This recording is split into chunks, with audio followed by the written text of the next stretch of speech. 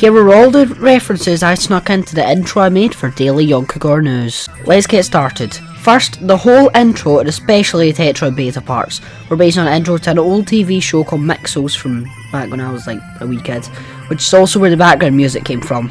The crimson sign is from the desk in Daily Yonkagor News. Speaking of news, Beta's part uses stilts to mimic the stretchy limbs of Jinky in the Mixels intro.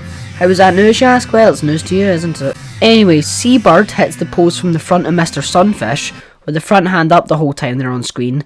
Then Seabird, as they're falling, hits the thumbs up from... Spoiler alert if you haven't seen a movie that's like 30 years old. 3, 2, 1... Terminator's death scene in Terminator 1. On another note that's less spoilery, the plain watercolour rides is from the Silly Plans Revisit music video.